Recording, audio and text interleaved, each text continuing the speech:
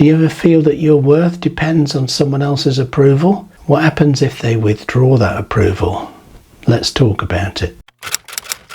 In today's video, I want to talk about who validates you. By that, I mean that sometimes we have people that we desperately want their approval for the things that we're doing in life. And the danger of going down that road is that if they withhold their approval, then how are we feeling? Are we less confident in our actions, or do we just decide not to do whatever it was that we were planning to do? Who validates you is a really important question, and there can be all sorts of people that validate us or invalidate us. Who validates us is a really important question, because it's us that gives the power to validate us to other people or to other situations. We don't have to do that, but if we give it away, it's us that's giving it away, that power. So what do I mean by validation? Well, when I was a kid, when I was little, growing up, I wanted to please my mum and I wanted to please my dad. And that's okay when you're a toddler and you're a little kid and you're at primary school, because hopefully if you've got good parents, they're teaching you about the way to live life. And the thing is then, if we don't have good parents, there's all sorts of complications, and we get confused about who we are. But even with good parents, if that power to validate is carried on into adult life, that can lead to complications. The other powerful people around as you go through life that you may have given the power to validate you or invalidate you, people like partners, spouses, the school bully when you were younger, employers, and these days social media, trying to be validated by the people you connected with on social media. That's why I don't really do social media. I don't have Facebook on my phone, and I'm not interested in any of that, because social media accounts are largely just people showing off the highlights of their life, and you can get very depressed thinking that everyone's having a great time and you're not. But the truth is, none of us are having a great time all the time. So don't let that be the thing that validates you. So all those things, I'll just talk about all those people. There are situations where you're seeking external validation for who you are and what you do. But you can also get validation internally, just within yourself.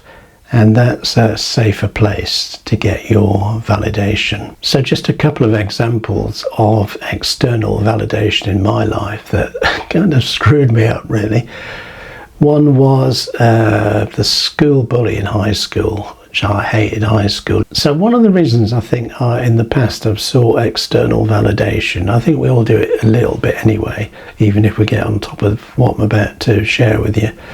But there's this kid at high school who he was a flipping psychopath, and I don't like confrontation, and the mistake I made was I didn't rise up in confrontation enough to him. So in order to keep the peace, like flipping Neville Chamberlain just before the start of World War II, I was trying to appease the aggressor, like Chamberlain trying to appease Hitler. Not that this kid was like Hitler, but to me, in my little war at school, he was.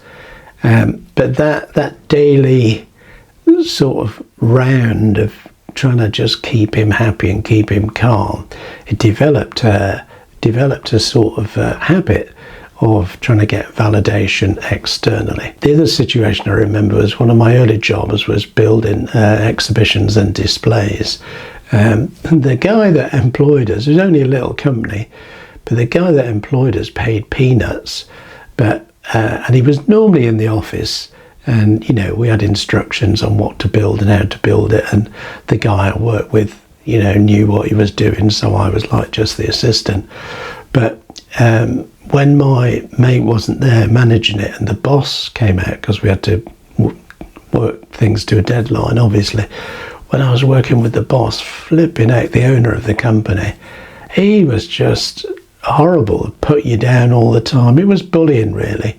And so, you know, your self-value, or my self-value, seemed to lower when I was working directly with him, which thankfully wasn't very often. But when I look back, he's paying me 10 quid a week, and I did a lot of overtime. I wasn't getting union rates or anything, which I should have been, I discovered later on. So he wasn't valuing me, either in what he paid me or how he treated me. And obviously I didn't want to lose the job at the time, so I kind of went along with it. But it can be quite damaging. And then I have to mention that in some situations, I just got to mention this, church leaders. Some church leaders think they're like a mini pope, interfering in people's lives. I've met people who've been, you know, they won't marry their intended, you know, partner or fiance without the permission of a church leader. I mean, if you translate that to a work situation, you know, you wouldn't go to your employer and say, can I marry this person? Is that all right with you? So why we think some trumped up little pastor in some Mickey Mouse church has got the power to do that, I've no idea. But people do, and I've seen those little mini popes who are full of their own importance just destroy people's lives and be very, very hurtful. And we should never give those people who are hell-bent on power, and I use the phrase advisedly, we shouldn't give those sorts of people any power to validate us or invalidate us. And in situations where, in a relationship where one partner is more dominated and treats the other one badly, obviously this sort of validation thing rears its head. But I think we really must resist that and find our validation elsewhere. And the other place I've kind of encountered people trying to be the one that validates, strangely, is on this platform here on YouTube. Listen, trolls I'm talking to, I've had many, I've got a couple of channels, mostly really encouraging, and that's fine. And I don't mind if you've got a different point of view, that's fine. But you get these people who come on and they're quite personal and abusive. Listen, I am 67 years old and I am not going to be bullied. So if you start that in my timeline on YouTube, you will be, all your comments will be hidden. And if it's very bad, you'll be banned from the channel. I haven't got time to mess about with you. If you don't like the videos, go and watch someone else's videos, but don't spew your insecurities onto my timeline. There we are. That's my little rant on that. So the danger of external validation is you lose autonomy. You know, you're trying to do something, but now you've got the challenge of whatever it is you're trying to do or create or whatever, or some job you want to do or some journey you want to go on. And now you've got the added thing thrown into the mix that because you've allowed someone to validate you or invalidate you, you now feel you've got to jump through hoops to do your thing in the way that this other person thinks is acceptable. A couple of years back, me and my wife were sat in a cafe and we just became aware of a couple of ladies on the next table, and it became apparent that they were both sisters. And one was fairly quiet and one was fairly domineering. Well, the younger sister said she was wanting to go to see some show in the West End of London. You know, she'd found somewhere to stay and everything. Well, the other sister, and I don't know which one was older, but the domineering sister started telling her that she didn't want to go to the West End to see a play. She shouldn't stay in a hotel in London because it's too expensive and blah, blah, blah. And just sort of blasted the whole idea. And the sister that was wanting to go and see the play in the West End just went very quiet. And I thought, wow, that is an interesting dynamic. Listen, if I probably got no desire to go to the West End to see a play, but we have done that in the past. If I want to do that, I'm going to do it, and don't start telling me what I do and don't want to do, because you don't validate me. And there was a situation, it's probably, as it was two sisters, that's something that probably developed in childhood, where one sister became more domineering than the other. But that's what I mean, you can lose autonomy. You know, you lose control of your own life if you let someone decide what you're going to do and not do. You can be damaged emotionally, or certainly affected emotionally.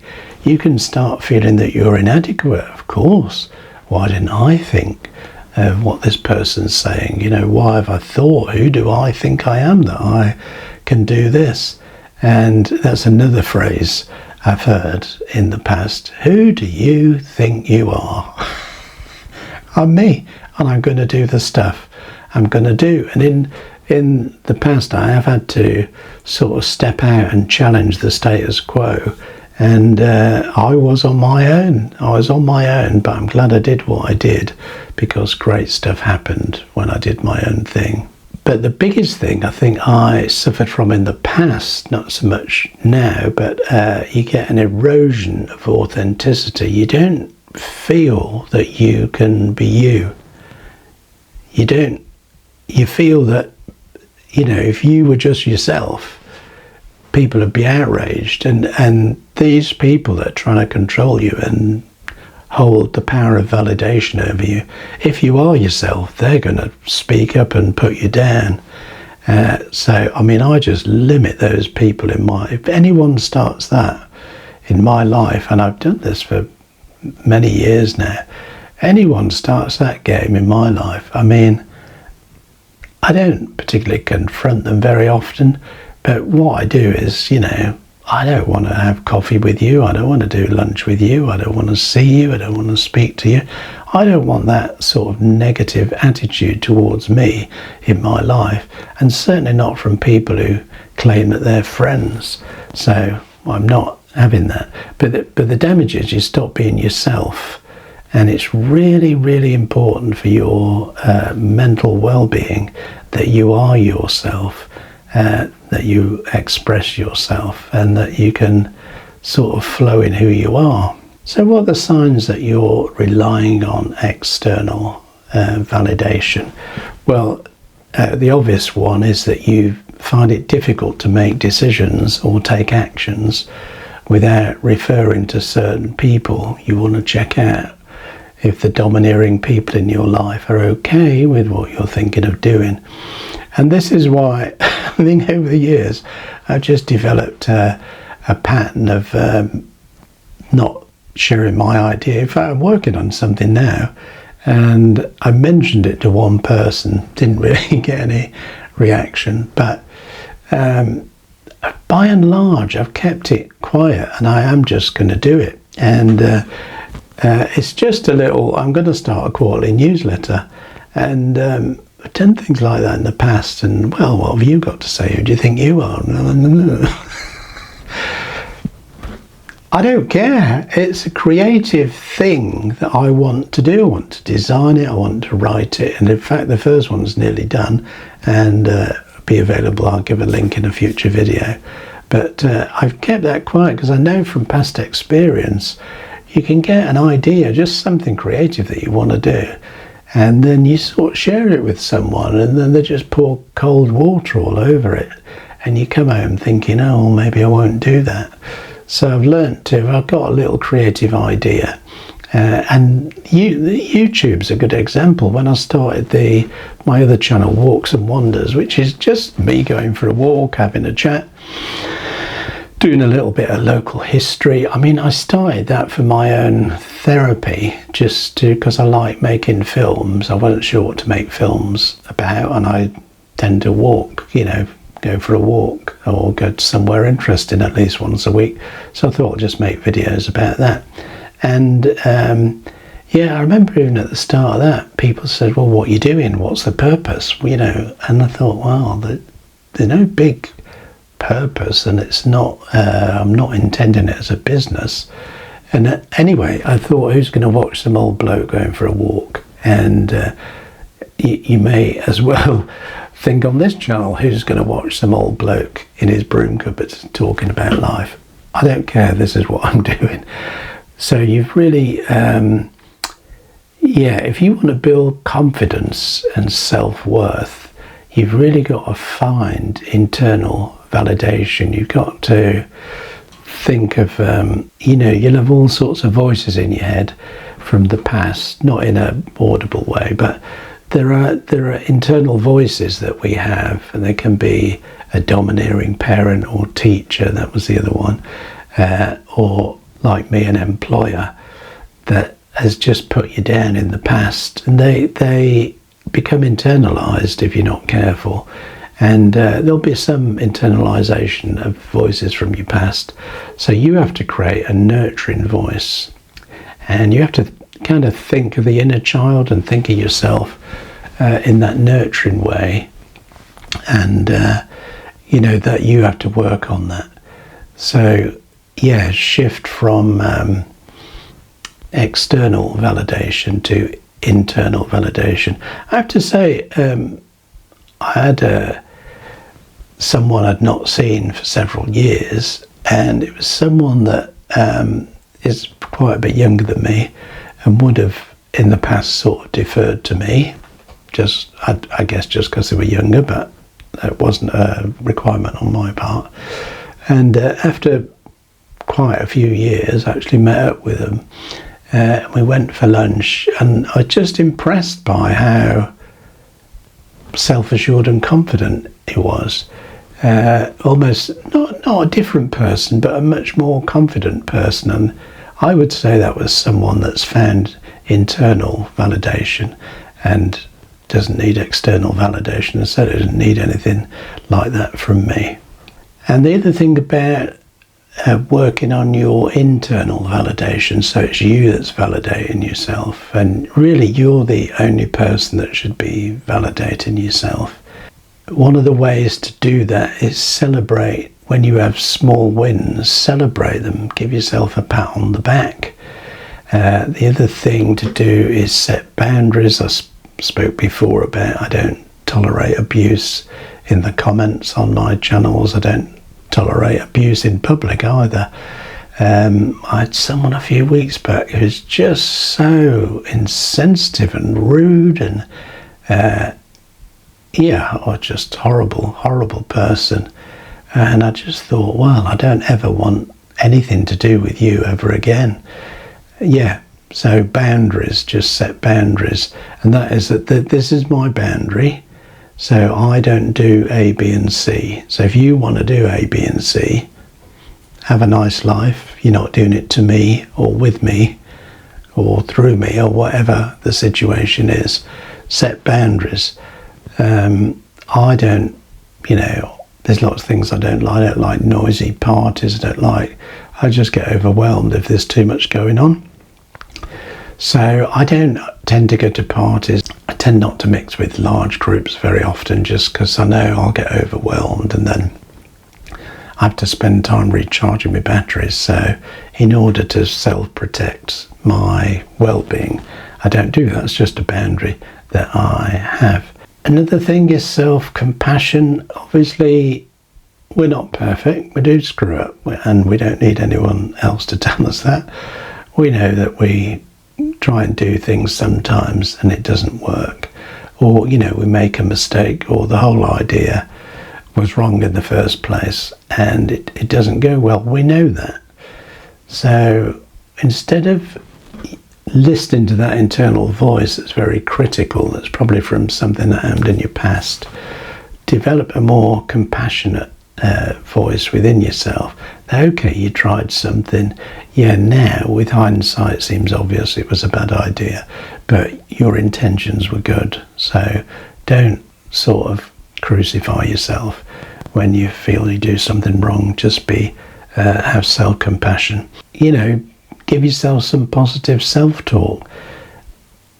I've got a lot of challenges this year, and there's a lot of stuff I wanted to do last year that I didn't do. In fact, there's a lot of stuff left over from all the lockdowns and stuff that really, frustrated my plans for travel and what have you. But now all that's over, I sort of lost the motivation to go and do those trips I was going to do. But we're going to do some this year. So you may have seen a video on this channel I did on January the 1st that it's in 2025 I'm going to thrive. In fact, I'm calling the year 2020 thrive. And bad stuff is happening, but I am determined that that's going to be the hallmark of this year. It's a bit of positive self-talk, and that is what I'm going to do. I am enough. You know, it's the thing that, you know, you hear you're not good enough. You're not. When we were kids, like, you're not old enough, you're not big enough, you're not this, that, and the other. When you get older, you know, you're not clever enough, you're not this, you're not that, you're not fit enough, you know, but you are enough to do your life. You are enough.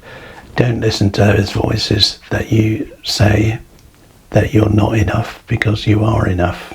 Not only are you enough, but you're worthy of love and respect, just as you are. Now, what I mean by all this of seeking internal validation, I don't mean dispense with constructive criticism. Like, there are people I would go to who respect me and I respect them, and my wife's great at this, that you can do sort of a constructive criticism, and I really appreciate that from those, you know, who care about me and I care about them, and there's that mutual sort of thing. And they're all people who would ask me what I think about something, and it's not my job to validate or invalidate them. But if you can get that friendship with someone that's mutual respect, and you can have constructive criticism, that's good, because it helps develop. But what you don't want is someone domineering that's going to destroy all your hopes and dreams. Just one last illustration before I close, and that is, most of my life, the last 30 years, I've been a preacher, and some of that has been overseas, and some of that has been to crowds of thousands. And if you had a certain personality, you could get really up yourself thinking how fantastic you are. But I was just aware, having seen other people do that, I was just aware early on, when unexpectedly all those invitations came and my little ministry got quite big, I was just aware, having been around other people that were a lot more famous than me, that is all meaningless. It's great, you know, when public speaking is quite difficult, live public speaking, and when you do a talk, so most of mine was in conferences or churches or whatever, when you've done a talk and lots of people say, you know, it really helped them, you know, that's very affirming, that's great. But I don't want to base my validation on what the audience thinks, because then you go chasing the audience, you become a people pleaser. And there was one example when I was out in Africa many years ago. The people I worked with, they always wanted to do big crowds in villages, big meetings. And one year I said, I don't want to do that. I want to just, if you've got a group of leaders, let's just get some leaders together and we can share leadership ideas. And we did that. It was a fantastic day. And we sort of hired this little place. It's like a little, just a little sort of cafe thing by a lake. It was like the Lake Districts in the UK, but it was in Rwanda. But we were by this lake with this mountain scenery, and I would say there were no more than 10 people, and we just had some sort of sodas and sat around this table, and I did sort of 3 sessions with them, and it wasn't anything special, but we had a good time, and I felt I'd given value to the leaders, and they were mostly teachers from the school or people that worked with the school that we'd built. Anyway, fast forward about 8 years, I was out there again, and this bloke came up to me. I don't know if he's a teacher or like a classroom assistant, or I don't really know what his role was. Maybe he was a teacher. But he came running up to me and saying, "Oh, I really appreciate when you came to do that talk some years ago when we were sat by the lake, and it really changed my life." And I thought he was just being sort of flattering. And he asked me to wait a minute, and he went off into the school, and he came back and he got his notebook from the day, and he showed me all the notes he'd taken, and he said how he sort of teaches it to other leaders. And I thought, wow, so that's good. It's like I try to give value, the guy received the value and is passing it on to someone else. So yeah, that's great, but I don't want to become a people pleaser and go down that route. It can feel good to get validation from others, but it comes with a lot of dangers. And so this video is about finding your personal validation from within. Don't rely on externals, external people, external situations, external jobs. Yes, who validates you? Who validates you? Have a think. Who are the domineering voices in your life, either internal voices from the past or external voices, the people around you that you know? If you found value in this video, don't forget to hit the red subscribe button, the little bell icon, so you get notifications of new videos.